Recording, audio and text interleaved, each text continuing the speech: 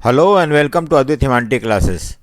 आज हम class 12th के हिस्ट्री के चैप्टर 3 करने जा रहे हैं और ये किंगशिप, कास्ट एंड क्लास। हम इस चैप्टर में किंगशिप, कास्ट और क्लास के बारे में पढ़ने जा रहे हैं और इसको हम क्वेश्चन आंसर फॉर्म में करेंगे। और अगर आपने मेरे चैनल को सब्सक्राइब नहीं किया, सब्सक्राइब कर ले, लाइक और शेयर करें and also press the bell icon so that you get the notification whenever in new videos are uploaded. So let us begin the chapter. So what is central theme of Mahabharat?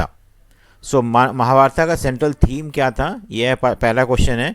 और ये है the Mahabharata describe the feud between two groups of cousin, the Kaurava and the Pandava over land and power. So ये दो group था, एक group जो था कौरवा था और दूसरा पांडवा था। ठीक है, कौरवा और पांडवा, और इन दोनों के बीच में जो कन्फ्लिक्ट हुआ था, वार हुआ था, लड़ाई हुआ था, उसको हम बोलते हैं महाभारत। और किस लिए हुआ था? फॉर लैंड एंड पावर के लिए इनके बीच में लड़ाई हुआ था। और both belong to the ruling family, दोनों ही रूलिंग फैमिली से बिलोंग करते थे। And in battle the Pandava secured victory over the Kaurava. और फाइनली हम जानते हैं, महाभारत हमने सुन रखा है, देख रखा है टीवी वगैरह में, तो हमें पता है क्या क्या इसका रिजल्ट हुआ था। इसमें पांडवा जो थे वो जीत गए थे और कौरव हार गए थे। इससे हम कुछ और बात समझने की कोशिश करेंगे महाभारत से इस चैप्टर में। Who is V S. Sukthankar and what did he do? कौन थे सुखधांकर, कौन थे वी.एस. और उन्होंने क्या, उनका क्या कंट्रीब्यूशन है? He was a noted Indian Sanskritist. Under his leadership the task of preparing a critical edition of Mahabharat was started. क्योंकि महाभारत बहुत पहले लिखा गया था और इंडिया में अलग अलग तरह के, अलग अलग फॉर्म्स के महाभारत थे। हर जगह का महाभारत में कुछ वेरिएशन था, अलग अलग लैंग्वेजेज में थे। तो इन सब चीज़ों को कलेक्ट करके, उनको पढ़ के एक महाभारत प्रिपेयर करना, ये इनके लीडरशिप में ये काम दिया गया था। ठीक है, और it involve collecting manuscript of Sanskrit text from different part of the country which was written in variety of script. तो संस्कृत में लिखा हुआ था बहुत सारा जो मैन्युस्क्रिप्ट था, मैन्युस्क्रिप्ट में हाथ से लिखा हुआ बुक्स को बोलते हैं। These were published in several volume and took 47 year to complete. और इस महाभारत को बनाने में 47 ईयर लग गए, क्योंकि मैन्युस्क्रिप्ट को कलेक्ट करना था, अलग अलग जगहों से अलग अलग वेरिएशन को समझना था एंड फाइनली महाभारत को लिखना था। ठीक है, क्योंकि बहुत अलग अलग स्क्रिप्ट में था, बहुत सारे वेरिएशन थे और उन सारी चीज़ को कंपाइल करके हमें एक बुक बनाना था। और that is the reason why it took lot of time. ठीक है, 47 ईयर्स ऑलमोस्ट लग गए। नेक्स्ट है, what was the two conclusion which emerge as a result of this story. तो हमने जो स्टोरी महाभारत का लिखा, उससे जो हमने कलेक्ट किया और कलेक्ट करके कंपाइल किया महाभारत दोबारा से, उससे हमें क्या दो कंक्लूजन ड्रॉ करते हैं उससे। तो देर वर सेवरल एलिमेंट्स इन सांस्कृतिक version of story as it is evident in manuscript found in the different part of the subcontinent. तो ये अलग अलग, जो साउथ में अलग महाभारत के कुछ अलग वेरिएशन थे, नॉर्थ में, ईस्ट वेस्ट में, सेंट्रल इंडिया में अलग अलग वेरिएशन थे थोड़े बहुत। सेंट्रल स्टोरी से कुछ कुछ वेरिएशन था और इसी वेरिएशन को हमने देखा कि there were several common element in Sanskrit version of story as evident in manuscript found in the. तो कॉमन सब में था कुछ ना कुछ, बट वेरिएशन भी था कुछ। एनॉर्मस रीजनल वेरिएशन, वही बताया ना कि नो डाउट महाभारत जो था वो सेंट्रल थीम जो था वो कौरवा पांडवा और उनके बीच में जो फ्यूड हुआ था और कौन विक्टोरियस, ये तो था ही, बट उसमें कुछ वेरिएशन था, अलग अलग रीजनल वेरिएशन जिसको हम बोल सकते हैं। अलग अलग एरिया में अपने अपने हिसाब से उसको अंडरस्टूड किया गया था, जिससे in the way that the text has been translated and transmitted over the centuries. तो जैसे मान लो कि नॉर्थ में कुछ हुआ, उसको किसी ने जाकर साउथ में ट्रांसलेट किया and while translation some variation emerged and these variation फिर से फर्दर आगे जाकर और कुछ वेरिएशन आ गया। So that is the reason why there were lot of variation in the translation and transmission of original Mahabharata, and that is the reason why there were variations. So these have been documented in the appendices and footnote to the main text. तो जब हमने ये लिखा, जो नया I mean new version of Mahabharat लिखा, सब सारे वर्जन को कंपाइल करने के बाद, तो उसमें हमने जो जो वेरिएशन था उसको नीचे हमने मेंशन कर दिया है कि ऐसा ऐसा था। ठीक है,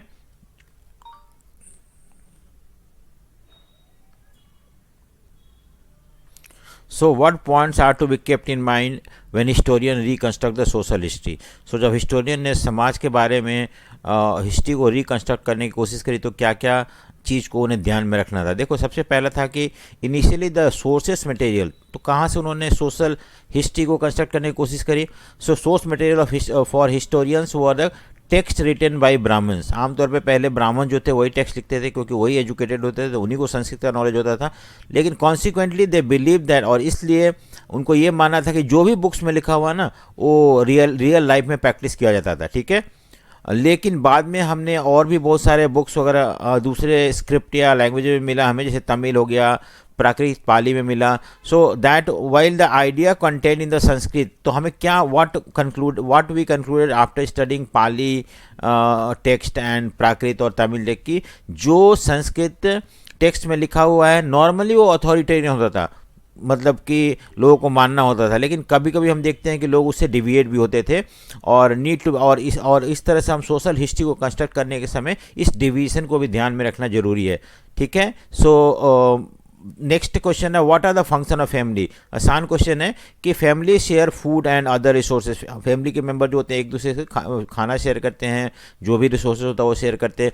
दे live work and perform rituals together. So रहते भी साथ में हैं, काम भी करते हैं साथ में, और जो भी रिचुअल्स होता है वो परफॉर्म करते हैं together. Interact with a large network of people, और इस तरह से। सो this is the function of family. Next, why do historian study kingship and marriages. Historian को किंगशिप और मैरिज के बारे में जानने की क्या जरूरत थी, ठीक है।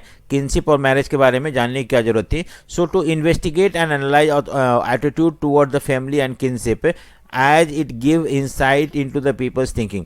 देखो, अगर हमें जानना है कि लोगों का क्या सोच है, लोग क्या सोचते हैं अपने बारे में, समाज के बारे में, तो हमें जानना ज़रूरी है। फैमिली के बारे में हमें जानना ज़रूरी है, कि किंगशिप के बारे में, मैरिज वगैरह, या बहुत सारे सोशल इंस्टीट्यूशन होते थे, उन्हें अगर समझने के बाद ही हम समझ पाएंगे कि लोगों का सोच इस तरह से क्यों होता था, और why do people use to think in that way. That only dependent upon the.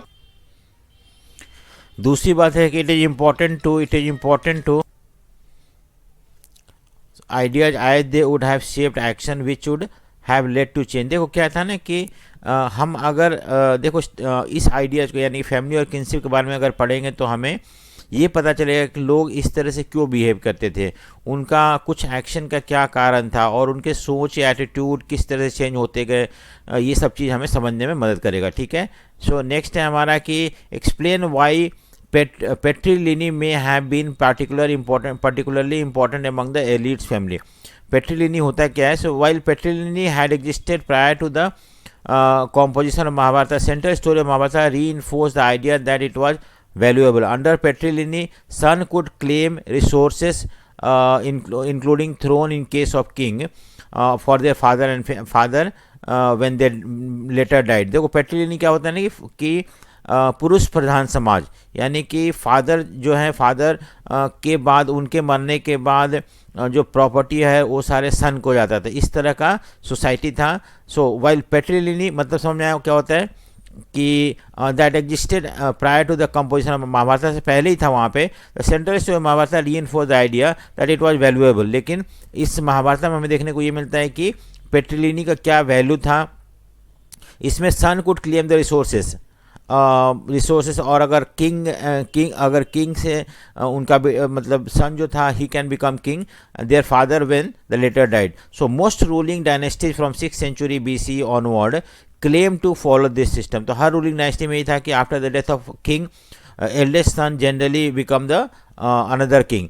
Although there was various in practices, variation था, ऐसी बात नहीं। Sometime these was no son in the some situation brother succeeded. कभी कभी अगर मान लो अपना बेटा नहीं होता तो भाई सक्सीड करता था, राजा बनता था। Sometime other kingship claim to throne and in very exceptional circumstances women such as Prabhavati Gupta exercise power. तो हम ये भी देखते हैं कि कोई ज़रूरी नहीं है कि सन ही फादर का प्लेस लेते थे, कभी कभी ब्रदर हो गए, कभी कभी दूसरे रिलेटिव हो गए, और एक्सेप्शनल केस में even women also take the position of king।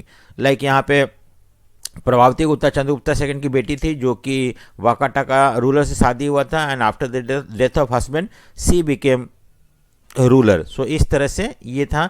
Next है the concern with patriliny was not unique to ruling family, it evident in the mantra that ritual text such as Rigveda. तो हम ये भी देखते हैं कि ये सिर्फ राजाओं तक ही सीमित नहीं था, इवन हाउस होल्ड में भी रिचुअल्स वगैरह, head of the family male member use to do that, so that also indicate the importance of male member, head of the male head.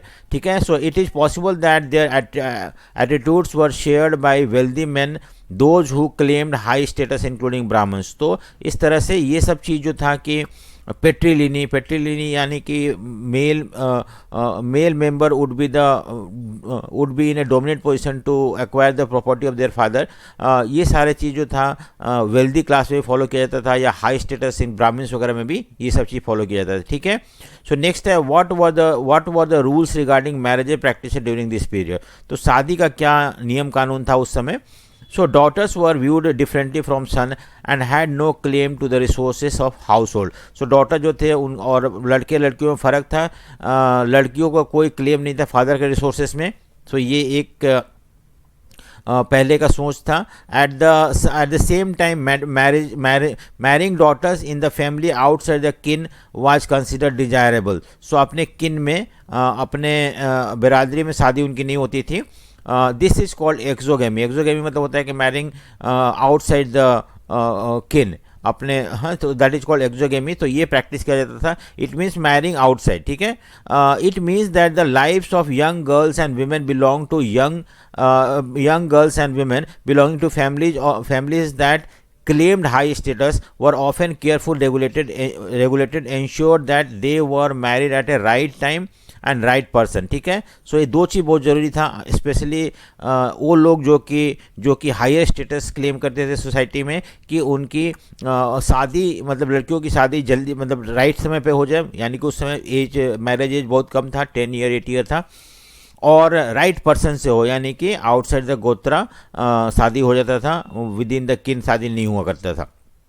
ठीक है, so this gave rise to the believe that kanyadaan और the gift of the daughter in the marriage was an important religious duty of the father. Father का सबसे important ऐसा माना जाता था कि कन्यादान करना। कन्यादान मतलब होता है अपने बेटी का शादी किसी और से करा के उनको दान में दे देना। That was the most important function of father और रिलीजियस ड्यूटी ऑफ फादर हुआ करता था। ठीक है, नेक्स्ट है 9th question, why were text like धर्मशास्त्र and धर्मसूत्रा were written.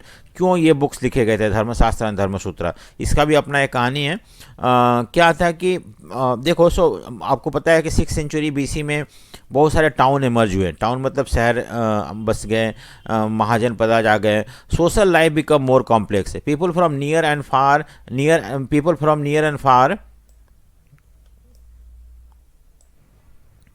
So people from near and far met to buy and sell their products and share ideas in the urban milieu. अब तो लोग शहर में आने लगे, बहुत अलग अलग जगह से लोग एक दूसरे से मिलने लगे।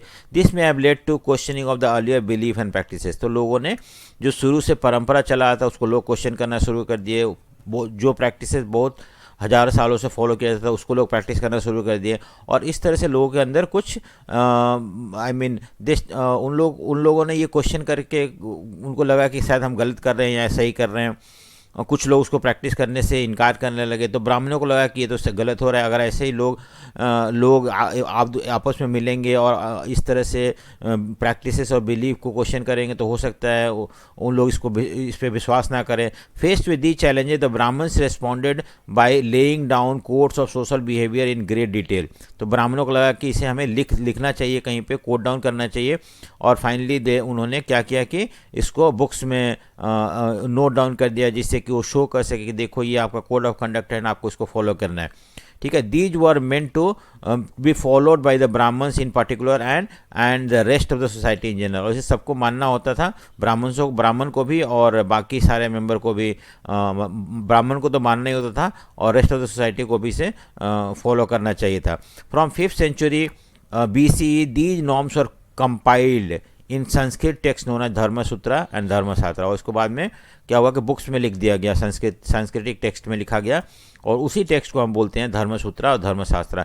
क्यों लिखा गया? इसलिए कि अगर कोई डिविएट होता है तो at least it could be shown to them, उनको बताया जाएगा कि देखो ये धर्मशास्त्र धर्मसूत्र इस तरह से लिखा हुआ और हमें इसी तरह से अपनी लाइफ को गवर्न करना है। हाँ, तो ब्राह्मणों ने इस तरह का किया क्योंकि उनको लगता था कि लोग जो हैं ओरिजिनल इससे डिविएट हो जाएंगे और फिर वो that will create problem in the society और मे बी देयर डोमिनेंस में बी अंडरमाइन, उनका जो जो ब्राह्मणों का जो बोलबाला था वो शायद कम हो जाए अगर लोग रिचुअल्स और प्रैक्टिसेस को नहीं मानेंगे। तो most important of such works Manusmriti was compiled between 200 BCE to 200 AD। 400 साल लग गया था मनुस्मृति।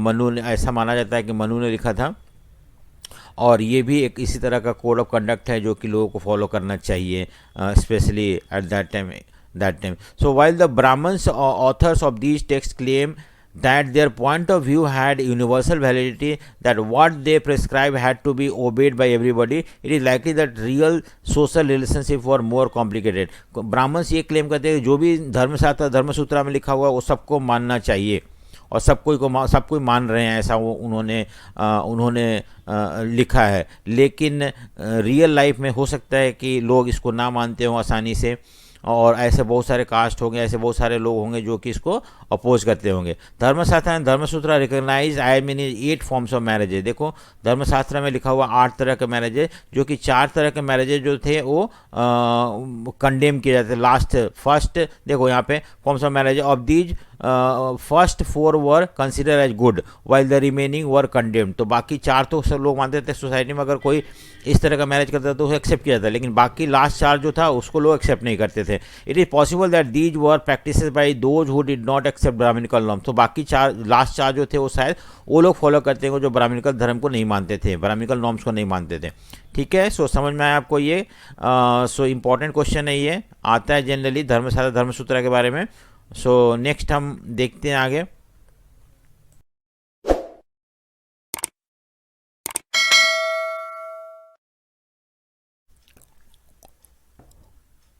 सो 10th क्वेश्चन है ये, what do you mean by the word gotra and what were important rules about गोत्रा।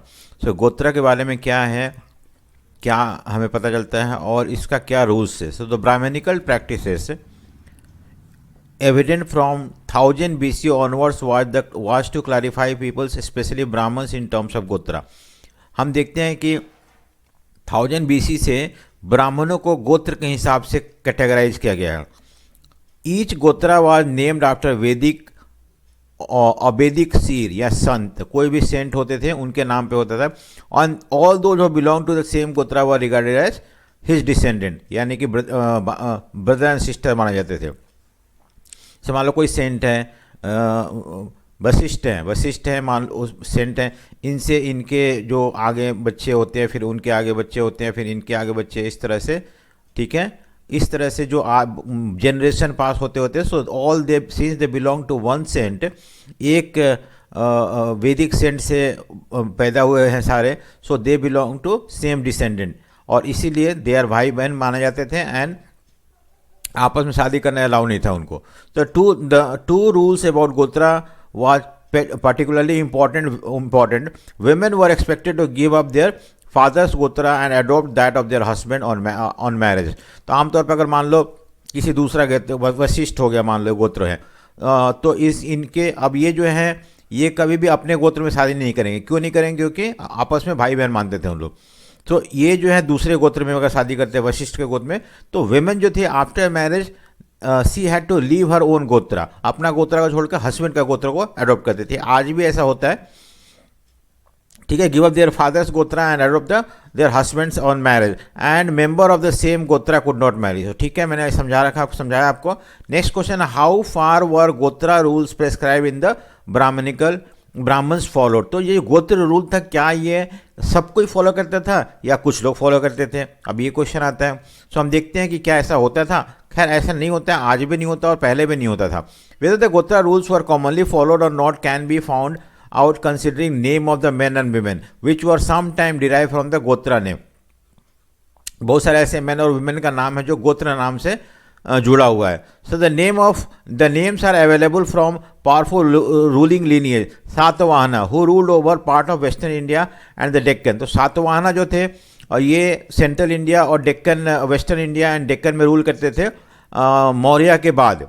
So several of these inscriptions have been recovered, which have allowed the historians to trace family ties, including marriages. तो उनके बहुत सारे ऐसे inscription मिले हुए हैं जिससे कि हमें ये पता लगता है कि उनका जो क्या फैमिली टाइज था, मैरिज वगैरह किससे करते थे, क्या करते थे. अब जैसे वो आगे बताया हुआ है कि some of the Satavahana rulers were polygamous and examination of the name of women who married Satavahana rulers indicate that many of them had names derived from Gotra such as Gautami and Vasishtha from father's Gotra. ठीक है. सो बहुत सारे ऐसे औरतें जो थी जो कि फादर के गोत्र को कैरी करती थी.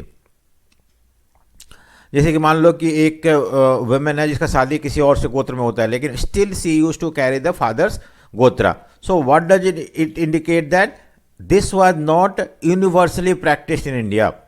ऐसा नहीं था. हालांकि ये एक जनरल रूल था कि आमतौर पे लड़कियां जो है after marriage they use to change the gotra of their father and adopt the gotra of their husband, but it was not applicable universally. सब जगह अप्लाई नहीं होता था.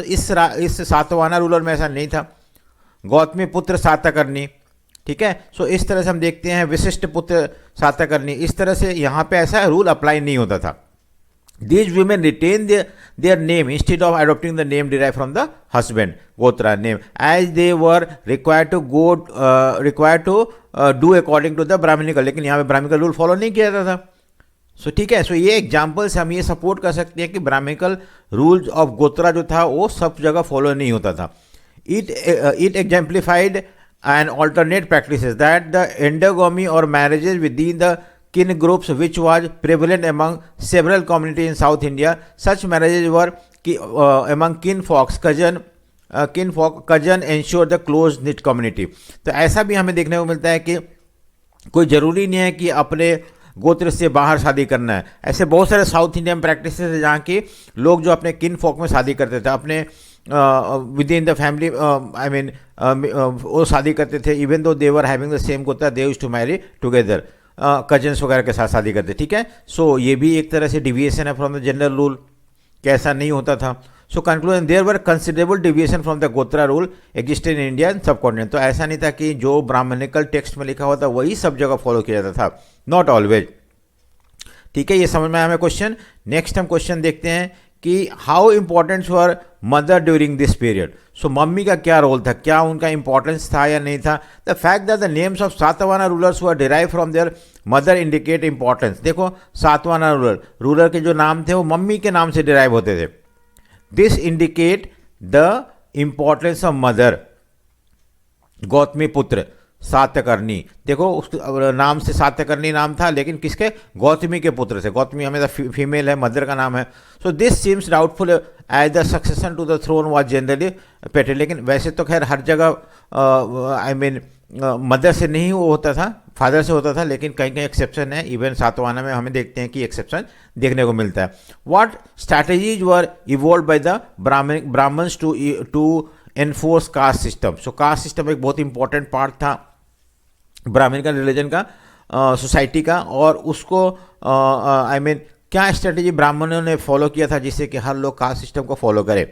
ठीक है. So the Brahmin stated that the caste systems was divine origin. देखो divine origin मतलब होता है भगवान ने बनाया है, भगवान ने बनाया है, इसलिए इसे मानना जरूरी है. क्योंकि भगवान ने बनाया तो हम भगवान की बात को तो डिसोबे कर नहीं सकते हैं. एंड इन दिस वे ब्राह्मणों ने लोगों के दिमाग में ये डाला था कि कास्ट सिस्टम लोगों ने नहीं बनाया है बल्कि भगवान ने बनाया और इसलिए आपको मानना जरूरी है. So this is the first point about caste system. First strategy जो तरीका उन्होंने अपनाया था कि लोग फॉलो करें कास्ट सिस्टम को. Kings were told that their dharma included enforcing caste norms within their kingdom. The people were brainwashed into believing that their caste and status in society were determined by the birth according to their past deed. This ensured that no rebellion occurred against the society. देखो एक तो था कि राजाओं को बोला गया था कि तुम्हारा एक सबसे बड़ा ड्यूटी क्या है कि कास्ट सिस्टम को सोसाइटी में मेंटेन करना, ये देखना कि कोई कास्ट सिस्टम तो ब्रेक नहीं करना है. उसके बाद ये राजा का कर्तव्य था, धर्म था, और लोगों के दिमाग में ये डाला गया था कि कास्ट सिस्टम जो है ये आपके प्रीवियस बर्थ के ने में आपने जो भी डीड्स किया था, जो भी काम किया था, उसके बेसिस पे ये है डिसाइड किया गया है, और आप इसको एक्सेप्ट करो, आप इसके विरुद्ध मत जाओ। And in this way you can, अगर मान लो कोई सुधरा है तो उसने उसने पिछले जन्म में कुछ गलत काम किया होगा, इसलिए वो सुधरा बना है, और इस जन्म में अगर सुधरा बन के रहता है तो शायद उसका पिछले जन्म का पाप जो है धुल जाए। ये दिमाग में डाला गया था, क्योंकि लोग जो है इस कास्ट सिस्टम को एक्सेप्ट ना करके ना करे एक्सेप्ट, सो एक्सेप्ट करे, इसलिए इस तरह का ब्रेन वॉश किया गया था। ठीक है, नेक्स्ट है describe the origin of caste system. Caste system की शुरुआत कैसे हुआ था? How did the Dharmasutra and धर्मशास्त्र एक्सप्लेन द राइट ऑक्यूपेशन? किस, मैंने बताया धर्मसूत्र और धर्मशास्त्र जो रिलीजियस स्क्रिप्चर्स थे ब्राह्मणों ने लिखा था, इसलिए क्योंकि उनका जो सोशल नॉर्म्स है वो कहीं लोग मानना बंद ना कर दे, इसकी वजह से ऐसा किया गया था। सो देखो क्या है, द धर्मसूत्र एंड धर्मशास्त्र contain rules about ideal occupation, कि हमें किस तरह का ऑक्यूपेशन अडोप्ट करना चाहिए। ऑक्यूपेशन मतलब काम, पेशा। 4 कैटेगरी, तो हर वर्णा को कौन सा ऑक्यूपेशन को एक्सेप्ट करना चाहिए। So Brahmanical were suppose to study and teach the Veda. ब्राह्मण को क्या था, वेदा पढ़ाना चाहिए, हाँ, और वेदा पढ़ना चाहिए, वेदा पढ़ाना चाहिए। सेक्रीफाइसेस मतलब पूजा पाठ हवन वगैरह करवाना चाहिए। And get sacrifices performed and give and receive gift, और इन लोगों को जो रिसीव गिफ्ट लेना चाहिए जिसके यहाँ ये सेक्रीफाइसेस परफॉर्म करवा रहे हैं। They were ranked first in the order and their origin is trace from the head of the Purusha. देखो एक ऋग्वेद में एक श्लोक है पुरुषा सुक्ता, और पुरुषा मतलब ग्रेट मैन, और ऐसा लिखा हुआ है कि जो ये ग्रेट मैन थे, पुरुषा थे, उनके हेड से ब्राह्मण पैदा हुए थे। ठीक है, उसके बाद उनके बाजू से जो थे क्षत्रिय पैदा हुए थे, ब्राह्मण पैदा हुए थे। देन उनके थाई से वैश्य पैदा हुए थे, एंड फाइनली उनके फीट से जो है वो शूद्रा पैदा हुए थे। इस तरह से श्लोक है, उस श्लोक में ये बताया हुआ है। एंड अकॉर्डिंगली उनको क्या करना चाहिए ये भी बताया हुआ है। सो क्षत्रियज वर engaged in warfare, protect people and administer justice, study the Veda, get sacrifice performed and give gift। देखो क्षत्रिय का काम है लड़ाई लड़ना, अपने देश को बचाना, लोगों को न्याय प्रोवाइड करना, वेदा पढ़ना, सेक्रीफाइस करवाना, और सेक्रीफाइस मतलब पूजा पाठ, ठीक है, करवाना, रिचुअल्स करवाना, और फिर ब्राह्मणों को दान देना। तो Kshatriya came from the arms of the Purusha मतलब वो जो ग्रेट मैन थे उनके। देन द वैश्य में कौन थे? Expected to engage in the agriculture, खेती बाड़ी करना, पैस्टोरलिज्म भेड़ बकरी पालना, ट्रेड करना, स्टडी वेदा, इनको भी वेदा अलाउड था। गेट सेक्रीफाइस परफॉर्म, इनको भी अलाउड था कि एक सेक्रीफाइस करवाए, सेक्रीफाइस पूजा पाठ हवन वगैरह करवाए और ब्राह्मणों को गिफ्ट दे। ठीक है, and they were born from the thigh of the Purusha, जो मैंने बताया था ऊपर। और finally Shudra were assigned only one occupation, that is serving the 3 higher varna. बाकी जो ऊपर 3 है ना, जैसे ब्राह्मण हो गया, क्षत्रिय हो गया, वैश्य हो गया, शूद्रा हो गया।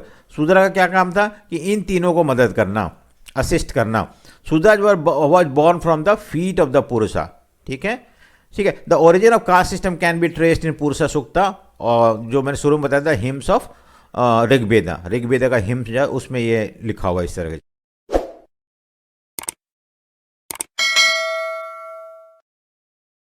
ठीक है, तो समझ में आया हमें कि ओरिजिन ऑफ कास्ट सिस्टम क्या था और कौन कौन से काम जो है लोगों को दिया गया था अकॉर्डिंग टू वर्ण।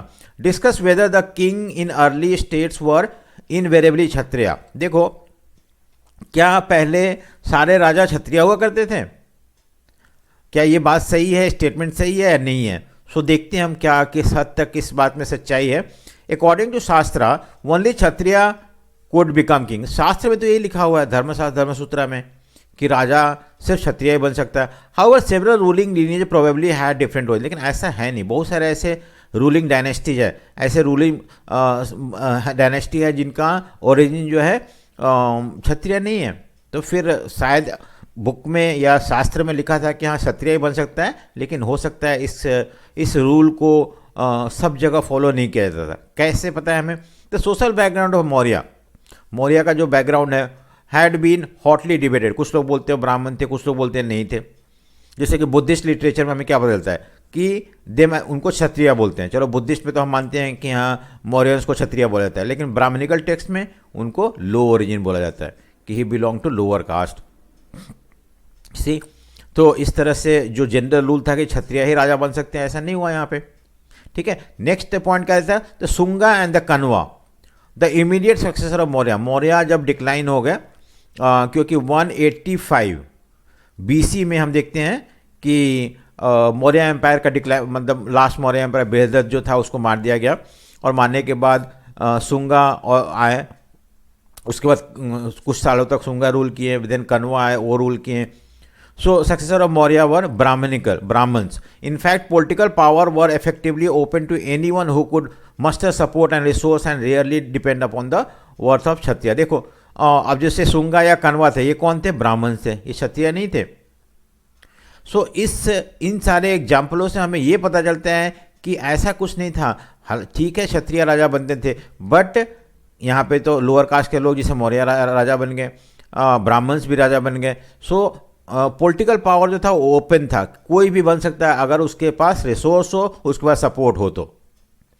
ठीक है, सो ये जो हमने ऊपर क्वेश्चन देखा था उसको हमने रॉन्ग प्रूव कर दिया कि ऐसा नहीं है कि हमेशा क्षत्रिय ही राजा बनते थे। हाँ ठीक है, क्षत्रिय का मेन ऑक्यूपेशन था रूल करना लोगों को। So other ruler such as Sakas who came from central Asia were regarded as mlechchha मतलब लोअर कास्ट, शूद्रा, ये भी राजा बने यहाँ पे इंडिया में। एंड हाँ, ब्राह्मण्स और आउटकास्ट और बारबेरियन मतलब जंगली लोग थे, ऐसा हम बोलते हैं उनको, क्योंकि वो बाहर से आए हुए थे और उनको हम ऐसे डिग्रेडेड वर्ड से यूज करते थे। मलेच हो गया, बारबेरियन जंगली हो गया, आउटकास्ट हो गया, आउटसाइडर हो गया by the Brahmans. However one of the earliest inscription of Sanskrit describe how Rudradaman जो था एक राजा था, साका रूलर था।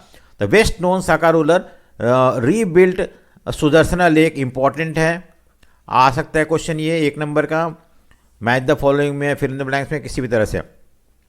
This suggest that the powerful mlechchha were familiar with the सांस्कृतिक ट्रेडिशन। देखो, हालांकि वो मलेच्छा था, हालांकि वो फॉरनर्स था, हालांकि वो बाहर से आया हुआ था, इंडिया में रूल किया था साका ने, लेकिन फिर भी उन्होंने अपना इंस्क्रिप्शन जो है वो संस्कृत में लिखा। ये क्या शो करता है कि उन्होंने बहुत सारे ब्राह्मणिकल जो कस्टम थे, ट्रेडिशन थे, उसको अडॉप्ट किया था। उन्होंने संस्कृत को यूज किया था, जो कि ब्राह्मणों का लैंग्वेज था, स्क्रिप्ट था। ठीक है, नेक्स्ट है, it is also interesting that the best known ruler of Satavahana dynasty was Gautami पुत्र सातकर्णी। गौतमी पुत्र, मैंने अभी थोड़ी देर पहले बताया कि सातवाहना का जो ओरिजिन था वो ब्राह्मण थे उन लोग। ठीक है, claim to be both a unique Brahmin and destroyer of the Kshatriya. देखो, सातवाहना रूलर जो थे, मौर्य के बाद सेंट्रल इंडिया में जो डायनेस्टी आया था वो सातवाहना डायनेस्टी आए थे, और इसके सबसे फेमस रूलर गौतमी पुत्र सातकर्णी, वो क्या बोलता है? अपने आप को ब्राह्मण बोलता है, और वो बोलता है कि वो डिस्ट्रॉयर ऑफ क्षत्रिय है, क्षत्रिय को डिस्ट्रॉय करने में उसे ब्राइट फील होता है।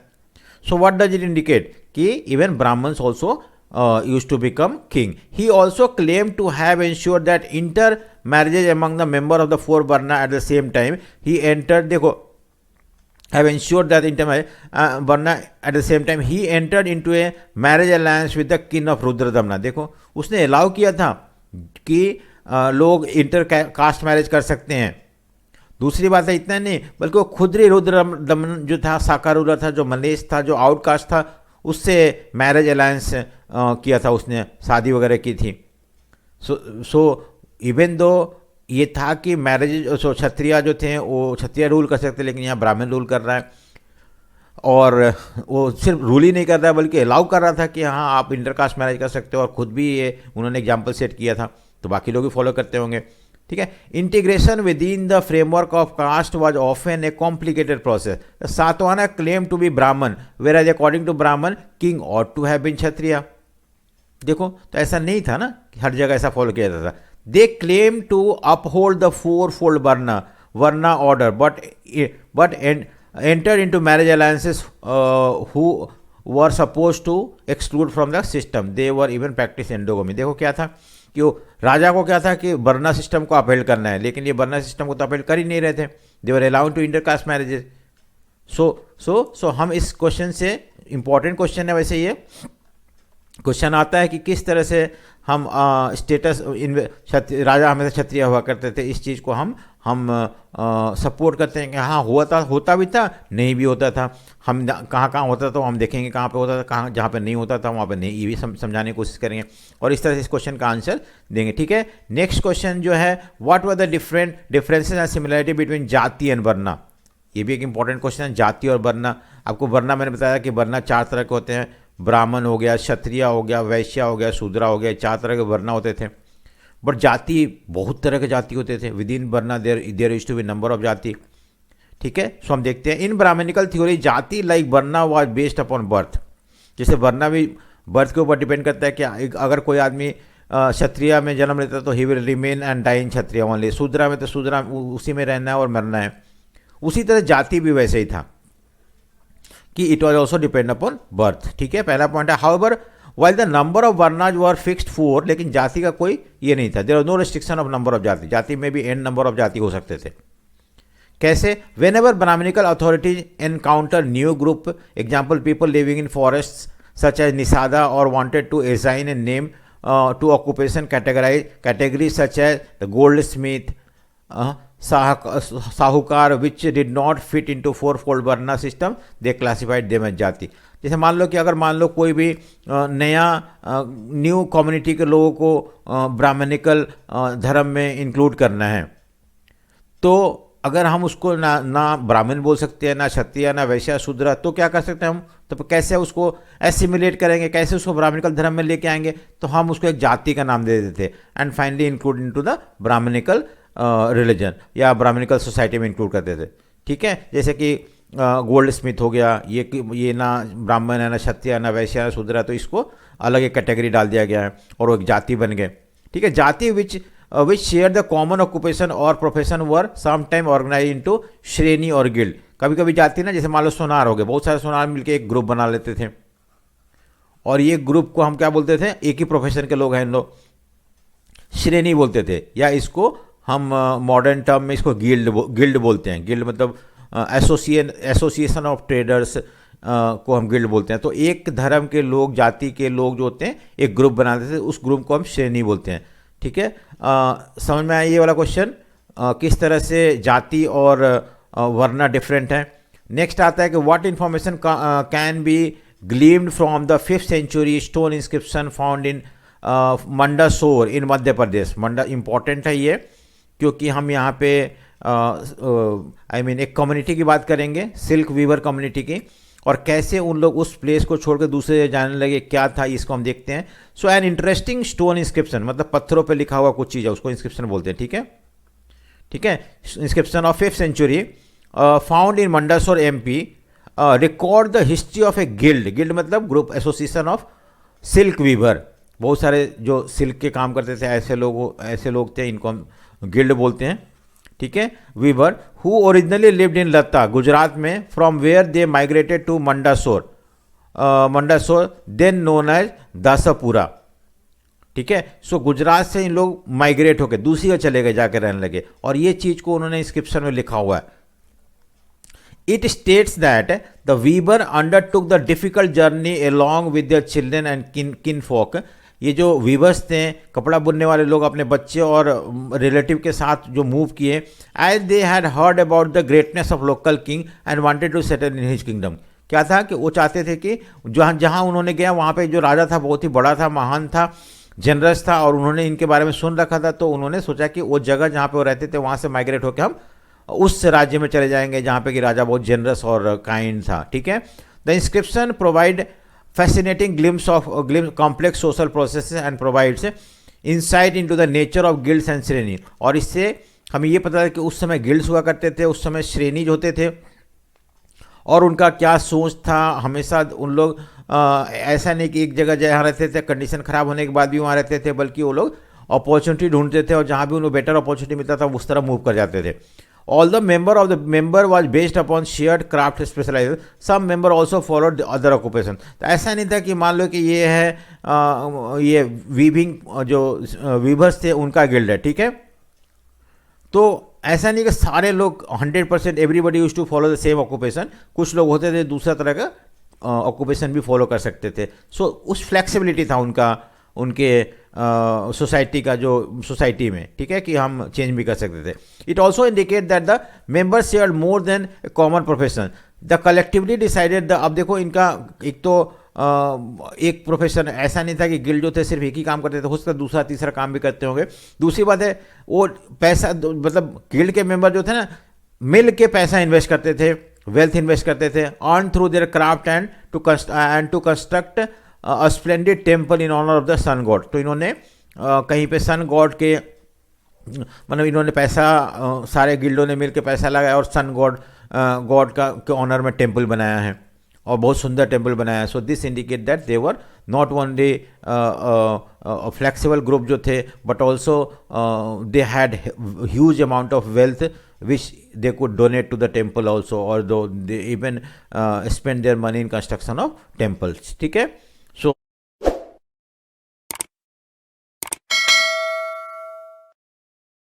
तो इस तरह से मंडासोर में जो इंस्क्रिप्शन मिला उसके बारे में बता। State example of social groups which were looked at with suspicion by the ब्राह्मण। तो कौन से ऐसे सोशल ग्रुप थे जिनको ब्राह्मणों ने थोड़ा शक की नज़र से देखते थे।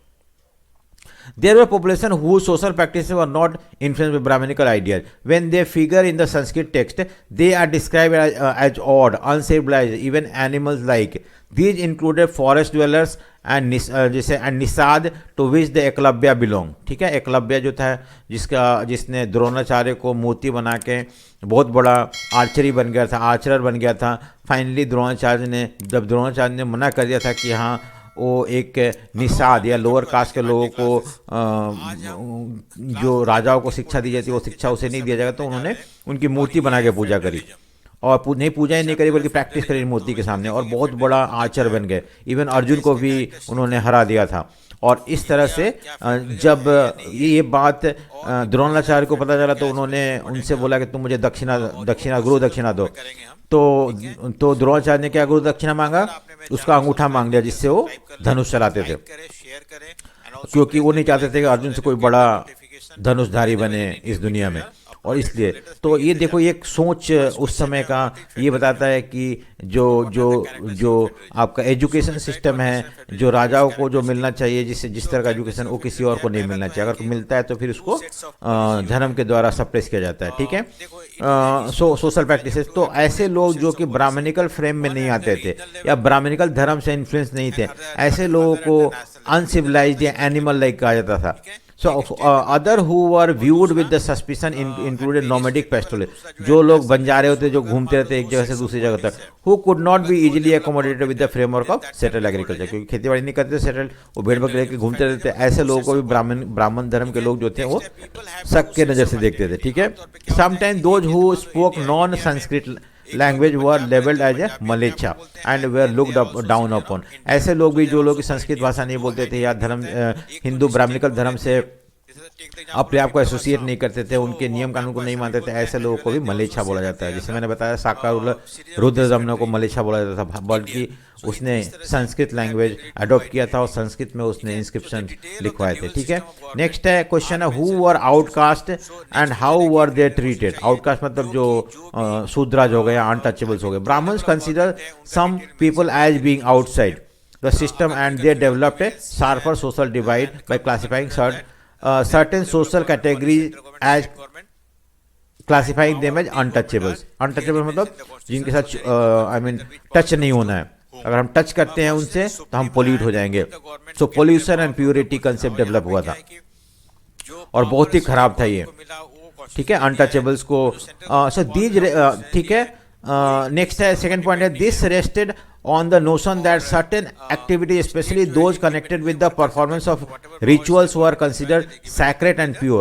तो जो लोग rituals पूजा पाठ sacrifices कर रहे हैं वो लोग sacred लोग हैं।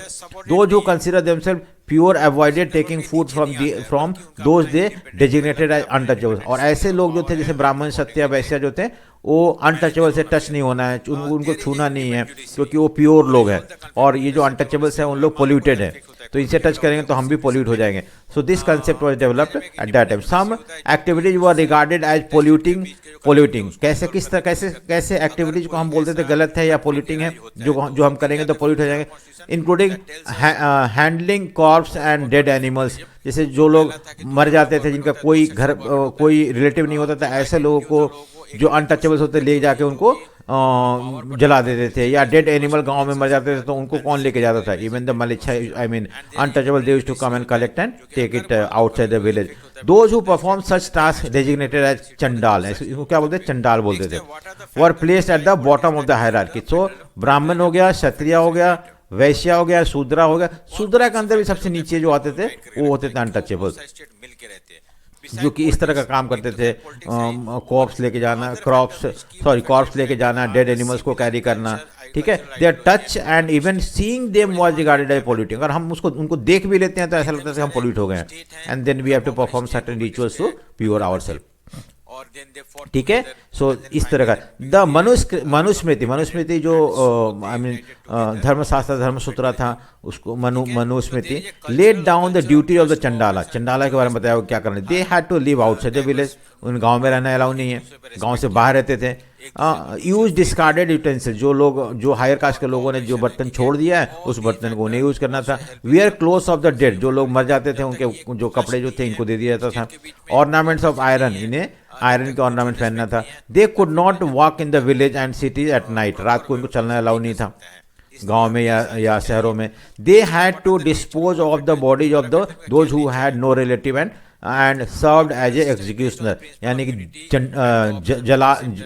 जो फांसी देने वाले लोग होते हैं ना, जल्लाद, उनका काम करते थे इन लोग। और जिनके कोई रिलेटिव नहीं होता, ऐसे लोगों के बॉडीज को अगर मरने के बाद डिस्पोज ऑफ करते थे, ठीक है। सो चाइनीज बुद्धिस्ट मॉन्क फाहियन, ठीक है, फाहियन जो आया था, एक मॉन्क था जो इंडिया में विजिट किया था 4th सेंचुरी AD में, wrote that untouchables had to sound a copper in the street so as the people could avoid seeing them। देखो ये लोगों इतना खराब से ट्रीट किया जाता था कि जब ये वैसे मान लो कि ये मेन मार्केट है या बाजार है, ठीक है, ये सारे बाजार है, अब यहाँ पे कोई अनटचेबल आ रहा है तो इसे एक प्लेट, जैसे यहाँ पे क्या लिखा हुआ देखो कि कॉपर प्लेट लेना पड़ता था, उसमें बजा के आना पड़ता था, टन टन टन टन टन। ये इसलिए क्योंकि लोगों को पता चल जाए कोई अनटचेबल या चंडाल ये आ रहे हैं, और इसलिए इनको रास्ता इनको बना दो जिससे कि इनका इवन शैडो भी गिरना एक तरह से अपना जो ब्राह्मण क्षत्रिय वैश्य पोल्यूट हो सकते थे तो वो हट जाए वहां से, ठीक है। और एक ये है कि इन लोगों को ना they are not allowed to come to market in morning और इवनिंग। पता है क्यों? क्योंकि मॉर्निंग और इवनिंग में शैडो जो होते हैं, जैसे मान लो एक छोटा आदमी, इसका शैडो बहुत लंबा होगा, ठीक है, शैडो लंबा होगा तो हो सकता है शैडो अगर किसी पे गिर जाए तो वो पोल्यूट हो जाए। So they were suppose to come in the at mid day मतलब अराउंड 12 o'clock जो शैडो ना यहीं पे गिरता है, नीचे तक गिरता है, ज़्यादा दूर तक नहीं होता। इतना खराब सोच था ऐसे लोगों के प्रति आमतौर पर लोगों का।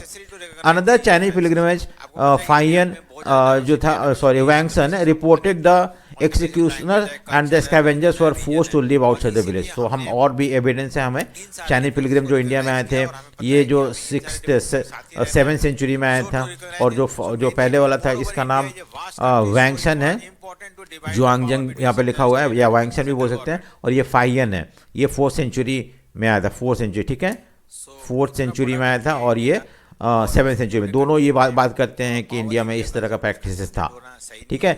Bye examining non Brahmanical text which depict the lives of chandala, historians have tried to find out whether chandala accepted the life of degradation prescribe in the शूद्रा।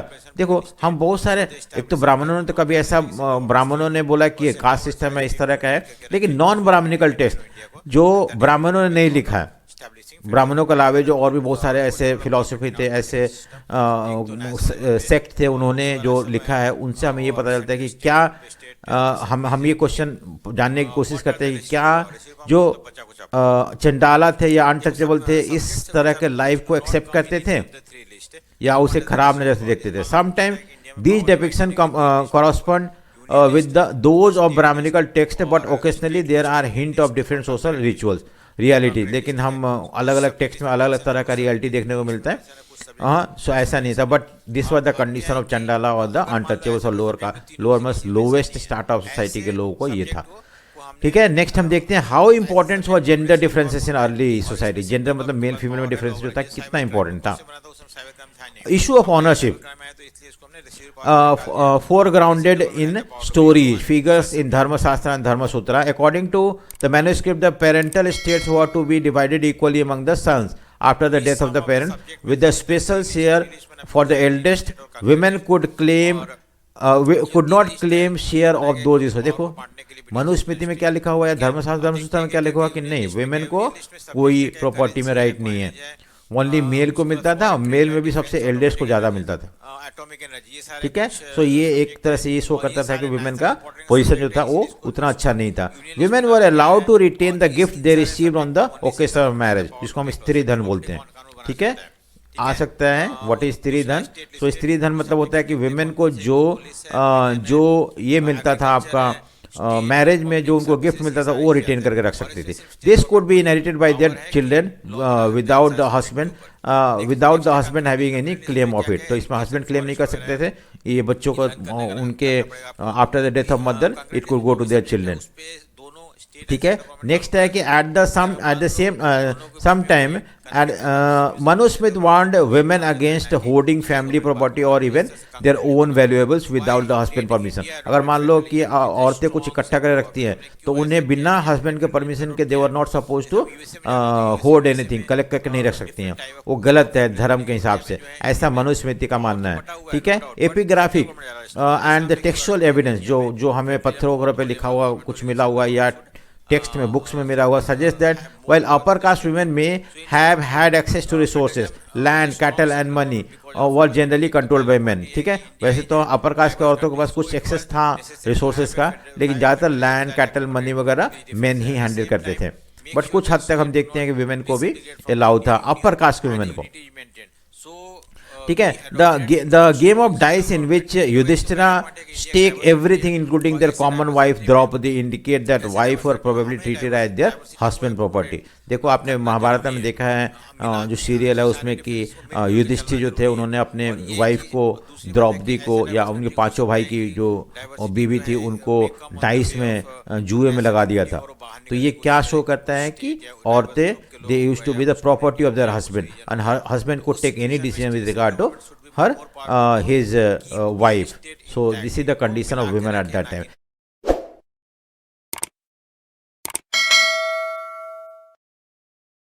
Next है what was the relation between varna and access to property. Varna मतलब मैंने बताया था ना चार वर्ना होते हैं, ब्राह्मण क्षत्रिय वैश्य शूद्र। तो क्या प्रॉपर्टी का क्या रिलेशन था अकॉर्डिंग टू ब्राह्मणिकल टेक्स्ट, क्यों किस वर्ना के लोगों को ज़्यादा प्रॉपर्टी हुआ था, किसके पास कम होता था, यही रिलेशनशिप हम देखना है। According to the Brahmanical text other criticism apart from gender for regulating access to wealth was varna. एक तो चलो वेल्थ जो था, जेंडर में क्या देखते थे हम कि जेंडर में मेल जो थे वो ज़्यादा वेल्थ को एक्वायर करते थे, फीमेल जो थी वो उनके पास ना या बहुत कम हुआ था वेल्थ होता था। ठीक है, एक तो डिफरेंसेस था ही। क्या वर्ना में भी ऐसा था? वर्ना में भी क्या था कि डिफरेंसेस हुआ करता था। हाँ, वर्ना में हम देखते हैं कि हायर कास्ट के लोगों के पास ज़्यादा वेल्थ होता था और लोअर कास्ट के लोगों के पास कम होता था। The only occupation prescribed for Shudra was to servitude while the variety of occupation were listed for the man of third varna, three varna. देखो शूद्रा जो थे सिर्फ वो काम करेंगे जिससे कि वो बाकी तीनों को मदद कर सके, हेल्प कर सके, असिस्ट कर सके, और कोई ऑक्यूपेशन नहीं था। लेकिन तीनों बाकी एबव तीनों वर्ना को बहुत सारे वेराइटीज थे। If the provision were actually implemented the wealthiest man would have been Brahmans और क्षत्रिय। देखो अगर हम देखते हैं कि जो हायर कास्ट के लोग थे ब्राह्मण क्षत्रिय यही सबसे धनी होते थे। So it is evident from the description of priest and king, either textual or inscription, king are almost invariably depicted as wealthy. राजा हमेशा wealthy हुआ करता था, ये तो हमने देखा सब जगह, चाहे बुक हो गया या टेक्सुअल हो गया, इंस्क्रिप्शन सब जगह। ठीक है, priest were generally shown rich, though these are occasionally depicted in the poor Brahmin। देखो तो हम देखते हैं कि वैसे तो अगर ब्राह्मण जो है सबसे ऊपर आता है वर्ना सिस्टम में, सबसे ज़्यादा धनी होना चाहिए, लेकिन ऐसा नहीं है। किंग जो है क्षत्रिय जो थे they use to be wealthy, but ये भी दिखाया गया कि ब्राह्मण कभी गरीब नहीं दिखाए जाते थे, मतलब they also had substantial wealth with them. ठीक है, ऑक्यूपेशन पुअर। हाँ ठीक है, सो इस तरह से हम देखते हैं कि हायर कास्ट के लोग जनरली रिच होते थे। नेक्स्ट है what was the alternate social scenario sharing the wealth. कौन सा ऑल्टरनेट सिनारियो था जिसमें कि वेल्थ को शेयर किया जाता था। Status of a person in society depended upon the wealth he own and share. So सबसे पहले कि किसी का ज़्यादा स्टेटस होगा या कम होगा डिपेंड करता था कितना वेल्थ उसके पास है। Situation where men who were generous were respected. देखो जेनरस मतलब जो दूसरों की मदद करता था, जो अपने धन संपत्ति को दूसरों के लिए यूज करता था जिससे कि दूसरे भी फायदा उठा सके, जो गरीबों को मदद करता था, नीडी को मदद करता था, ऐसे लोगों को समाज में रेस्पेक्ट मिलता था। Whereas those who were miserly मतलब कंजूस लोग और simply accumulated wealth for themselves were despise. जो लोग सिर्फ पैसा इकट्ठा करते थे, धनी थे और कंजूस थे, दूसरों की मदद नहीं करते, ऐसे लोगों को खराब नजर से देखा जाता था।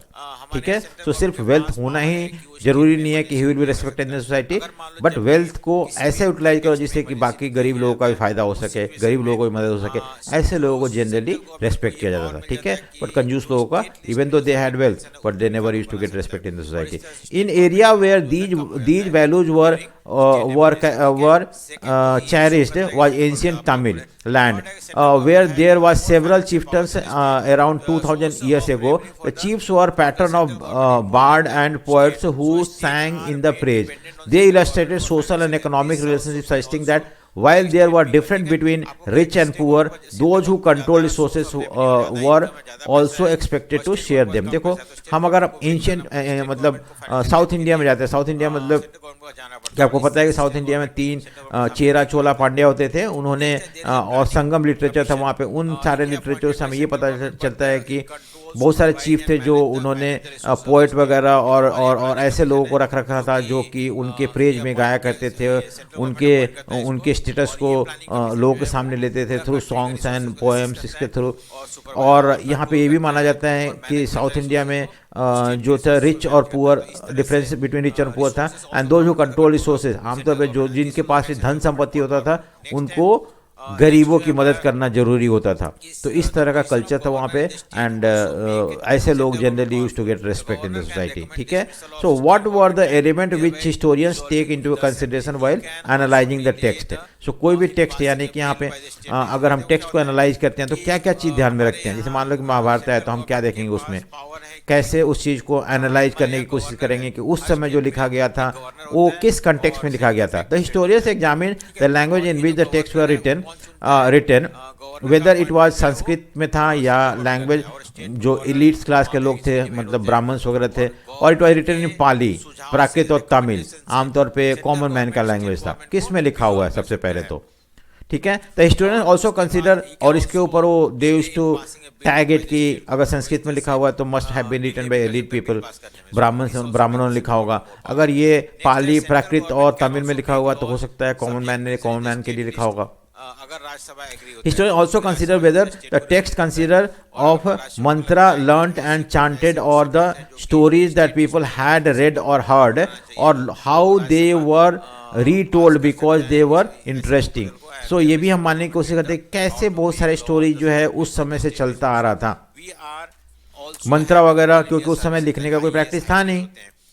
फिर कैसे it continued even after 1000 year और 2000 ईयर, दीज मंत्रा और these stories continue to be retold. और हाँ, तो ये था कि हम पहले जब राइटिंग नहीं आया था उस समय ओरल ट्रेडिशन था जो कि मंत्रा वगैरह या पोएट स्टोरीज वगैरह generation to generation pass on होता था, बट फाइनली इसको कोडिफाई कर दिया गया, लिखा गया। Historians try to find out the background of the authors who were written a particular text as well as the audiences for whom the text had been written. So हम historian ने ये भी पता लगा कि किसने लिखा है, जो लिखा है उस बुक को, उसका बैकग्राउंड क्या है और किसके लिए लिखा गया है, उस कंटेक्स्ट को जानने की कोशिश करी, and then we try to know the value of the text. Mostly authors keep their target audience in mind while composing the work. तो हम कुछ भी लिखते हैं तो हम टारगेट ऑडियंस को ध्यान में रख के लिखते हैं या उसको हम बुक लिखते हैं। तो इस तरह से हम उस टेक्स्ट के थ्रू, उस ऑथर के बैकग्राउंड के थ्रू हम जानने की कोशिश करें कि ऐसा चीज़ लिखा हुआ तो क्यों लिखा हुआ है। The possible data and where it may have been compose is also taken into, कहाँ लिखा गया है, जो लिखा गया उसका कितना ऑथेंटिक है, ये सब भी जानने की कोशिश कर रहे हैं। It is only after making assessment the historians draw conclusion और the context of text to arrive at understanding of the historical significance. तो इन सब चीज़ों के बाद हम समझने की कोशिश करते हैं कि उस टेक्स्ट का क्या इंपॉर्टेंस है हिस्टोरिकली। और ठीक है, सो नेक्स्ट है कि what are the two categories that Mahabharata has been divided, कौन से दो कैटेगरी में महाभारत को डिवाइड किया गया।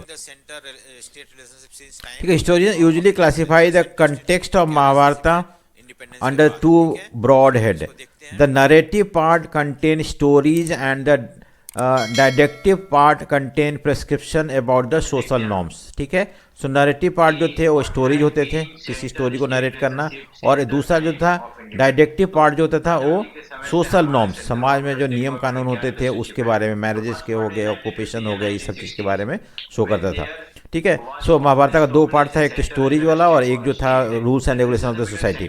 The division is by no means water tight, ऐसा नहीं था कि जो डिटेक्टिव था उसके अंदर स्टोरीज नहीं आते थे, या जो स्टोरी था उसके अंदर नॉर्म्स नहीं आते थे, वाटर टाइट कंपार्टमेंट नहीं था। The didactic section include stories and narrative often contain the social messages. ठीक है, the generally historians agree that the Mahabharata was meant to be dramatic moving story, कि हमेशा महाभारत को लिखने के समय ये ध्यान में रखा गया था कि एक ड्रामेटिक हो, अच्छा लगे लोगों को, सस्पेंस हो उसके अंदर, और ये चीज़ एक से दूसरा जो है आने वाला एपिसोड जो है कनेक्टेड हो, आने वाला जो पार्ट है वो एक दूसरे से कनेक्टेड हो, एक मूविंग स्टोरी जैसा लगे। ठीक है, and that the directive portion were probably added later on, कि जो सोशल नॉर्म्स वगैरह थे वो बाद में ऐड किए गए, ना कि ओरिजिनल में था, ऐसा हिस्टोरियंस का मानना है।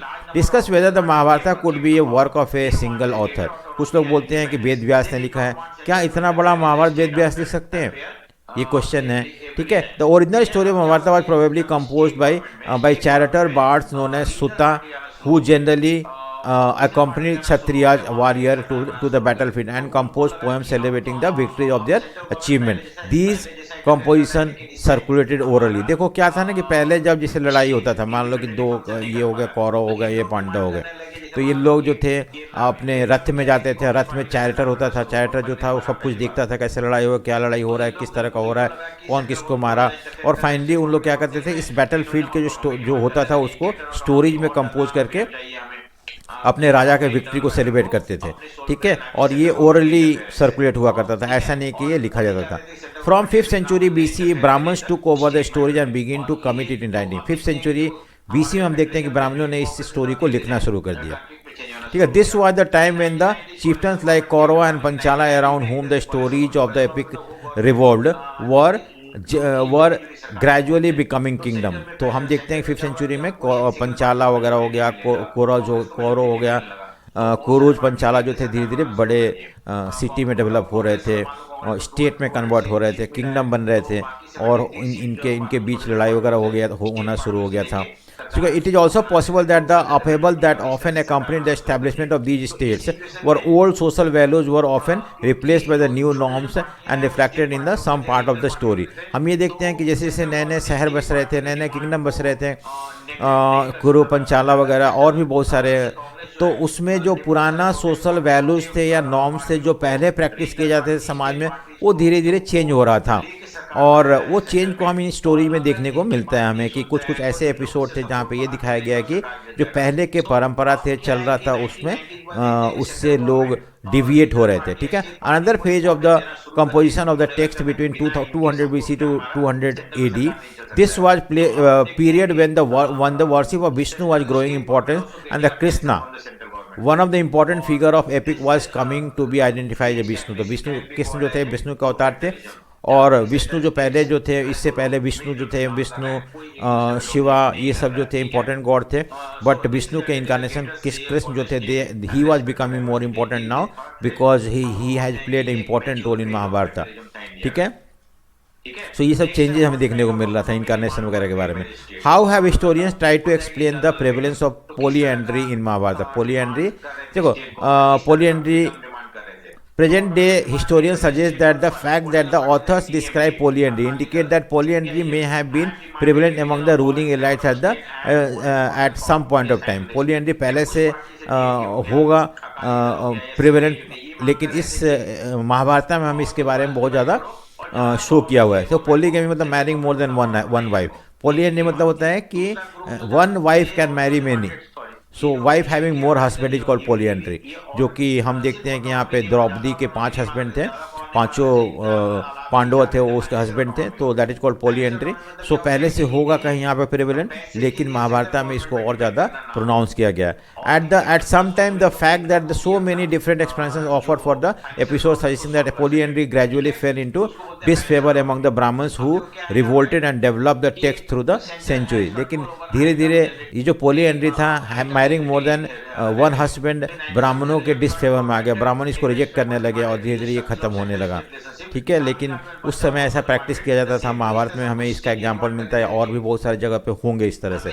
सम historian wrote that while the practice of polyandry may have seemed unusual or even undesirable from the Brahminical point of view, it was prevalent in the Himalaya. कुछ लोग बोलते हैं कि ये ब्राह्मणिकल टेक्स्ट में वैसे सही नहीं था, इसको अनयूजुअल था, रेयर था, लेकिन ये हिमालय रीजन में इस तरह का प्रैक्टिस हमें देखने को मिलता है. जैसे ठीक है, other suggest that there may have been shortage of women during times of warfare and this has led to polyandry.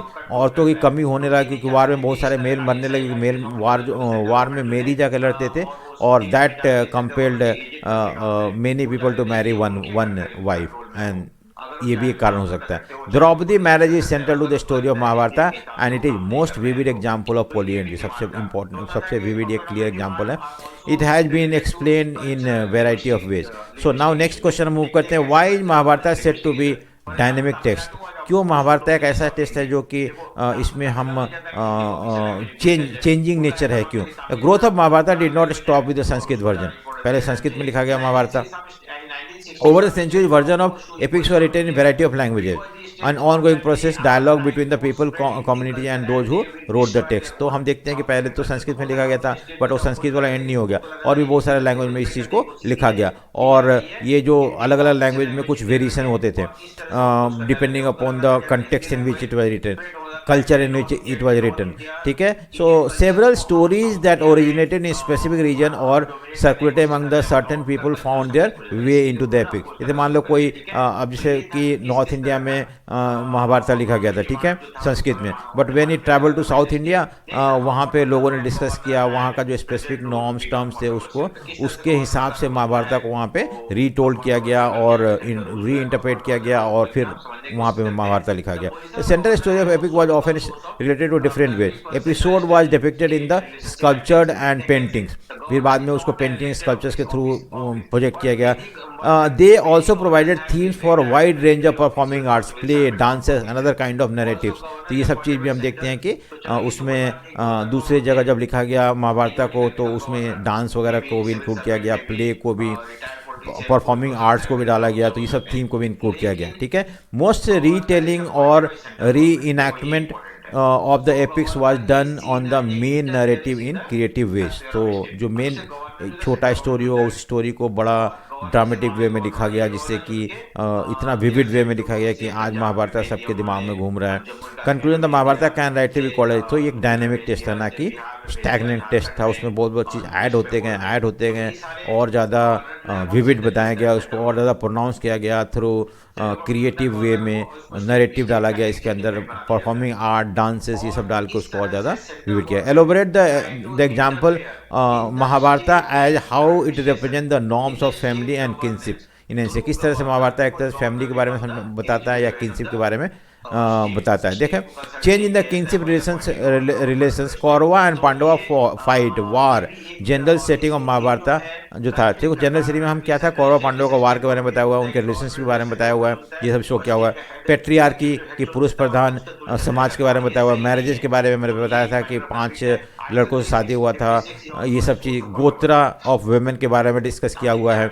ठीक है, फिर between 200 to 400 large didactic section resembling the manuscript were added, बहुत सा चीज़ में ऐड हो गया, manuscript में जो चीज़ था वो चीज़ with these edition at least which initially had less than 10,000 verses, ये 1 लाख वर्सेस हो जाता है, बाद में इसमें ऐड होते होते ना इसका जो वर्सेस थे वो बढ़ता गया और 1 लाख तक हो। This enormous composition is traditionally attributed to a sage name Vyasa, तो वेद व्यास ने लिखा था ऐसा माना जाता है।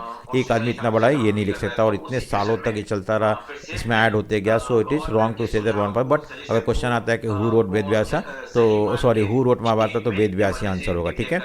In what way the Buddhist theory of social contact different from Brahmanical view of social contact derive from the Purusha Sukta. तो पुरुष सूक्ता में सोशल कॉन्टैक्ट है, सोशल कॉन्टैक्ट एक थ्योरी है जो ये शो करता है किस तरह से राजा स्टेट एमर्ज हुआ, ठीक है। हम मॉडर्न यूरोप में भी देखते हैं सोशल कॉन्टैक्ट थ्योरी, यानी कि हमारे यहाँ सोशल कॉन्टैक्ट थ्योरी जो जनरली वर्ल्ड में एक्सेप्ट किया जाता है रूसो, हॉब्स एंड लॉक्स का थ्योरी, बट ये चीज़ जो है हमारे यहाँ एंशिएंट टाइम में ही था। According to Brahmans society was based upon 4-fold caste, ठीक है। The Brahmans were ranked as the top of the social level and Shudra सबसे बॉटम में था, ठीक है, समझ में आ गया। Next the division was divine and ordain as the 4 social category suppose to come from the body of Purusha. ऐसा माना जाता था कि ये जो कैटेगराइज किया गया है ब्राह्मण, क्षत्रिय, वैश्य, शूद्र, ये भगवान ने किया है, और पुरुष मतलब ग्रेट मैन के माउथ से, शोल्डर से फिर थाई से और फीट से 4 कास्ट जन्म हुए। दस this division cannot be changed or position of Brahmana or Kshatriya cannot be challenged. So the Buddhists develop a different view of mentioned in Sutta Pitaka. Sutta Pitaka जो था एक text था Buddhism का, सुत्त पिटिका, विनय पिटिका और अभिधाम पिटिका, तीन बुक है। हाँ, so उसमें क्या, according to this text human initially lived in a state of content in the state of and were happy taking from nature only what they needed. देखो बुद्धिस्ट लिटरेचर जो था वो क्या बोलता है कि शुरू में लोग जो थे live in the state of nature में रहते थे लोग, नेचर मतलब जंगलों में रहते थे, बहुत खुश थे, और इतना ही नहीं बल्कि उन लोग जो थे स्टेट ऑफ नेचर में रहते थे और they were very happy living there. उतना ही लेते थे नेचर से जितना उनको ज़रूरत था और खुश रहते थे। तो in course of time human being become greedy, ठीक है, वो बहुत ज़्यादा लालची हो जाते हैं, and deceitful leading to conflict in society. फिर लालची और उनमें झगड़ा शुरू हो जाता है, रिसोर्सेज कम होने लगता है, और इस तरह से this led to need for, तो अब उनको लगा कि नहीं, ऐसे हम कन्फ्लिक्ट सोसाइटी में नहीं रह सकते हैं लोग पीसफुली, तो हमें एक लीडर चाहिए। एंड फाइनली उन्होंने एक लीडर चुना, and that led to the emergence of kingship, और राजा सिस्टम जो है, और वो जो लीडर था later on become the king. और फिर उनको क्या हुआ, देखो, institution of kingship emerge by the human choice and their service were paid. अब जो लोग जो थे कुछ टैक्सेस पे करने लगे राजा को, जो जिस आदमी को उन्होंने चुना कि तुम सोसाइटी में पीस लेके आओ, बट उनको ज़्यादा पावर दिया गया, उनको टैक्स मिलने लगा, and this led to the emergence of king. Thus, the social contract existed between the king and the people. In Buddhist scheme, human created institution required to regulate social contact, while Brahmanical view जो था उन्होंने भगवान ने बनाया था। ये Buddhist text में क्या बोला है कि जो राजा सिस्टम था, स्टेट वगैरह, ये कौन बनाया था? ह्यूमन बीइंग ने अपने नीड के लिए बनाया था, so that they could live A regulated life. लेकिन ब्राह्मणिकल टेक्स्ट में क्या बोला है कि नहीं, ये डिवाइन ओरिजिन है, गॉड ने बनाया है। This is the difference between the two, ठीक है। Compare and contrast the dharma and the norms mention in the story of Drona, Hidimba and Matanga, ठीक है, ये बुद्धिस्ट है मतांगा। द्रोणा के बारे में पता है, Drona refuse to teach Eklavya. Dronacharya जो थे अर्जुन मतलब 5 पांडवों के गुरु थे, ठीक है, उन्होंने आर्चरी सिखाना मना कर दिया था। फिर क्या हुआ मैंने आपको थोड़ी देर पहले बताया था, दक्षिणा में उनका हाथ मांग लिया गया था, ठीक है, वो आप पढ़ सकते हो, पढ़ के समझ सकते हो इसको। नेक्स्ट है हिडिंबा जो थी suppose sister of man eating rakshasa का ये थी हिडिंबा के बारे में, वो fell in love with Bhim when she gave birth to Ghatotkacha, she left Pandava and promise to return when needed. So Hidimba जो थी वहाँ marrying to Bhima gave up the norms which she lived. Yudhishthira, by agreeing to the marriage, went against the rule of marriage, which were against the rule of caste system। देखो यहाँ पे युधिष्ठिर जो थे ये बोलने लगे कि कास्ट सिस्टम से अलग है, क्योंकि how can Bhima marry rakshasa, ठीक है, against the rule of marriage with the rakshasa whose custom and practices were different from those of the Brahmanical. So यहाँ पे हम मैरिज के बारे में बात करते हैं और कास्ट सिस्टम के बारे में बात करते हैं, और युधिष्ठिर जो थे इस कास्ट सिस्टम को प्रैक्टिस करने की बात कर रहे थे कि इसको अगर अगर राक्षसा से राक्षसनी से शादी होता है तो फिर कास्ट सिस्टम ब्रेक हो जाएगा। नेक्स्ट है मतंगा। मतंगा दो एन आउटकास्ट, आउटकास्ट मतलब जो था शूद्रा थी, married Brahmans which were against the norms, ये भी एक गलत है। His son learn Veda which and offering to such a union were not allowed to do so. देखो उसका बेटा वेदा पढ़ता है और जबकि अलाउ नहीं है। Matanga who refuse arms from his son Mandavya on the plea that he looked like an outcast, though he himself was one. The story suggests that Chandala's attempt to push them at the bottom of the social order and all the Brahmins norms were not necessarily followed। तो ये क्या story show करता है कि जो Brahminical norms था, caste system था, वो सब जगह फॉलो नहीं किया जाता था, कहीं कहीं पे लोग उसको रेबल करते थे and also go against many variation occur. Thus the Matanga and outcast could marry a merchant daughter, ठीक है। So discuss the evidence that suggest that the Brahmanical perspectives about kinship and marriage were not in. इसका answer हमने पहले discuss कर रखा है। So hopefully आपको समझ में आ गया होगा। अगर आपको समझ में आ गया तो इस वीडियो को लाइक करें, शेयर करें, सब्सक्राइब करें and also comment. Thank you for watching. Thank you.